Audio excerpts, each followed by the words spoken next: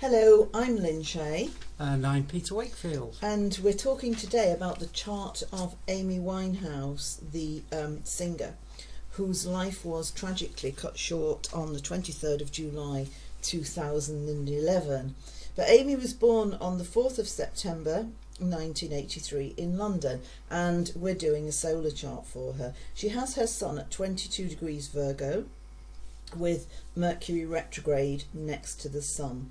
And in a way, this Mercury retrograde, which would talk about a certain amount of shyness, is in conflict with her Venus and Mars in Leo. Yes, Mercury retrograde always wants to go back on their actions.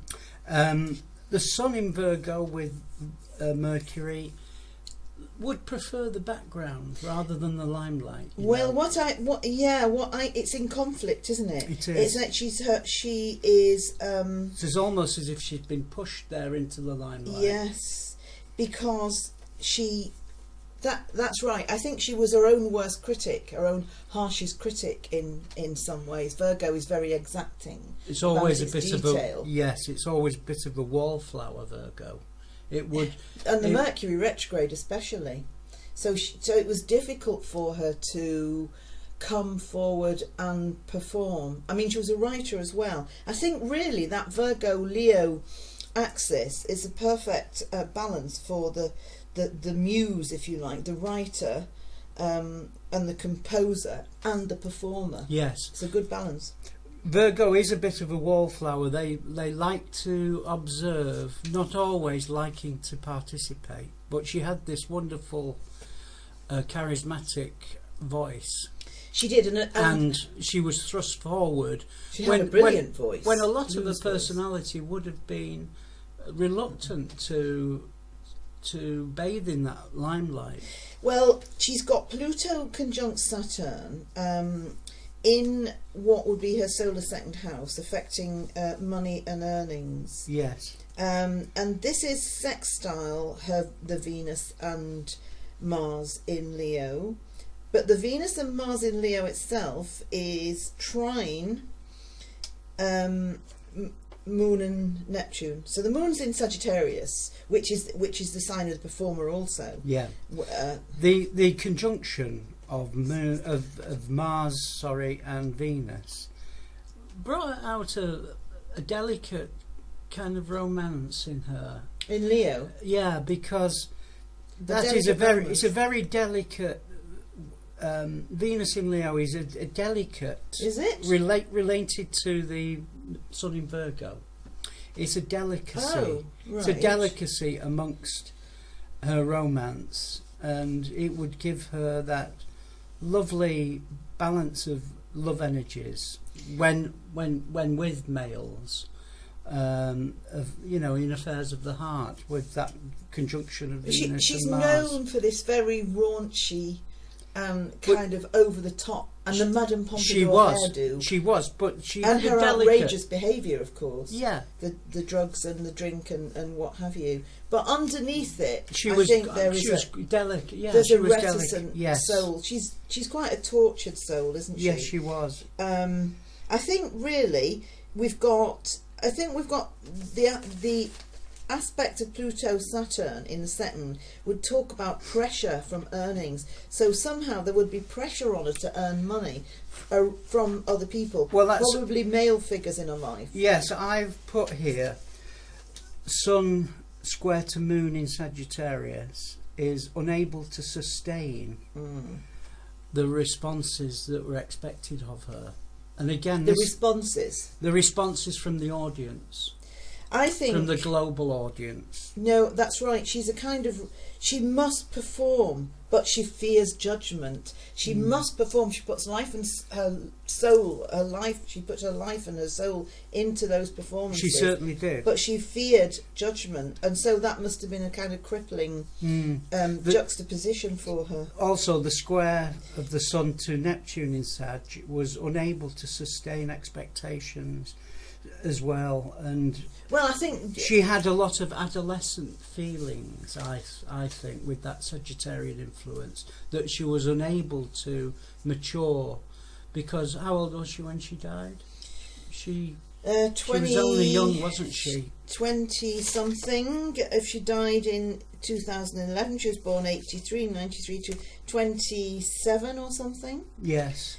But I think that she lived in fear of negative appraisal as well. That as well. Well, Virgo. Yes. Yeah, always sensitive to criticism. Yes. And but it's squaring that Neptune moon, isn't it? So it was never easy to understand her emotions. Difficulty in applying her attention to wanting to escape. That moon Neptune. She seemed to have a low attention span. Really? Did she? I think so.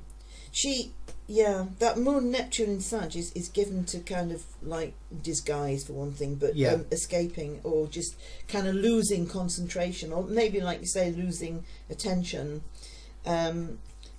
Interestingly, Jupiter is with Uranus in Sag as well, so we've got 4 planets in it. We've got a lot of conjunctions here, but the Jupiter-Uranus conjunction in Sagittarius in the 3rd house shows a unique talent of some sort. Yes, she had a lot to offer, and the Sagittarian influences, she perhaps gave more than she perhaps surprised herself. Yeah, she gave more than she anticipated. That Jupiter Uranus in Sagittarius is quirky to the extent of the sensationalism, or wanting new sensations or wanting new experiences, and of course the experimentation with drugs, etc. And interestingly, when she died, transiting Neptune from the 6th house was squaring that Jupiter Uranus in the 3rd. Jupiter conjunct Uranus would, like you say, profligate her talents. It would to the picture excesses. of them. And also very unusual. She had a very unusual presence about her. She did. I agree. I agree. Those excesses, that side of her which was quite given to excesses and flamboyance, is really at variance with the Mercury retrograde. Very close to her parents with the moon conjunct. Well, her mother left Neptune. Apparently. Yeah, the father had a big bearing on. The father had a big bearing on the career, I suppose. He did a lot of, because he was always in the background. He wasn't did. He Influenced her a lot, didn't he? I think. Yeah. That's obvious from that Pluto Saturn conjunction. Actually, health issues were always at the fore as well. Once she was on the road, I remember there were concerns over her nervous health. She had a nervous disposition. She would easily burn out. Yes. And of course, with Sun in Virgo, I was going to say that's a Virgo. They have a propensity for burning out. Because they worry having so to watch much. their health. They worry. Virgo people worry even while they're delivering. Yes. So they don't relax while they're delivering. That's right. I think when she was singing, she was fairly relaxed, but before and after, it's this thing about really being her own harshest critic, isn't it? And with this Saturn in Scorpio, although she was very sexually had this sexual kind of animal magnetism on the stage. A lot Saturn in Scorpio would point to privately some sexual repression there,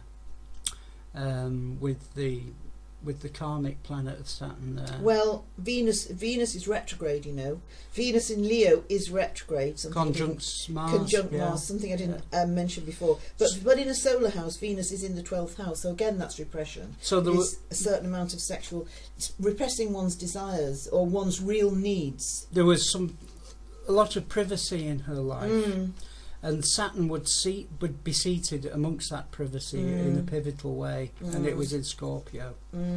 So there was a lot that you didn't get to hear about in terms of her being reticent or That would be in the background. That would be at the root of the use of alcohol and drugs, in a sense. I think as when people have that kind of thing, they will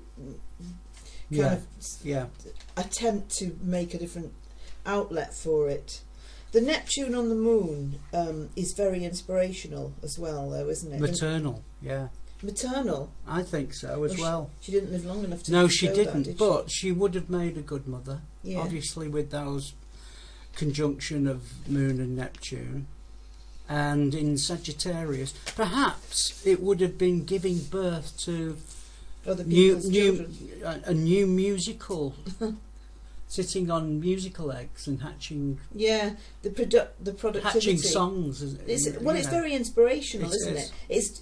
The Neptune is digging deep into the self and the past and coming up with, like you've just said, Peter, producing something from very deep or very far away, which would be Moon conjunct. And then I think that she was just as happy writing material as she was performing it, wasn't she? Yes. I think if she'd have lived, maybe she'd have written more serious material as well, and gone into. And when I mean, her songs were fairly profound, but yeah. One thing I've noticed, Lynn, with this Jupiter conjunct Uranus and Sag, is when she was on the road, which would be Sagittarius, when she was touring, which would be Sagittarius, yes, there would distance, she would get overwhelmed. Yeah. With the Jupiter with engagements, she would, and the have Virgo to break that pressure. Yes, the Virgo in her would want to take backward steps. Yeah. But the Jupiter conjunct Uranus would have pressing engagements of touring and appearances and being on the road. That Uranus breaks things, so there would be broken dates. I think sometimes she would just break engagements rather than fail. Yes. There's this tremendous fear of failure, which is nothing to do with how good somebody is or what criteria they've reached. It's an inner thing which always plagues them. Yeah. And in a sense it takes away from the enjoyment of a performer or an artist or somebody who's accomplished something, because it's ever present. That's right. Yeah. And would lead in somebody who was maybe not perfectly balanced. It would lead to consequences, tragic consequences. So Virgo, in my mind, was a weak. Is always a weak sign for the entertainment industry. I think it's in terms of longevity and the ability to withstand the pressures. Well, I don't think Virgo. I think Virgo is got the tremendous ability to stay the course, provided it's not in the limelight. Provided it's doing something which it can do in its own time, in its own way, and its own space. The Earth in astrology is always opposite the Sun in a chart, and here in Pisces, it's like the handle of a bucket. It's in Pisces, and of course Pisces. Is it in the 7th or the 6th in a solar chart? Do you know? It's the 7th. 7th, so that's partnership. Yeah, and so Pisces is this drowning in sorrows, isn't it? Yeah. Or wallowing in the emotions of burnout, with it being the Earth. But of course it would point to the eventual alcoholism. Yeah, in Pisces, definitely. Which is a shame. Whereas Amy Winehouse was very honest about who she was. But that's an Earth quality, isn't it? Yeah, I mean, I liked her for that. But I think it was a tragic loss when she passed. But Amy did have a lot of fire in her chart. Look, the 4 planets in Sag. And 2 in Leo. So there was these inner conflicts going on, weren't they? 5, yeah. Weren't there, wanting to be out there and yet wanting to be... Well, she got 6 positive signs and 4 negative, so strong animus stuff. Yeah. I agree. So that's Amy Winehouse. Thank you. God bless her. Yeah. Join us next time for the next Celebrity Pod, and visit www.perceptivity.co.uk to learn more about our astrological services. And watch out for the next pod. Thank you.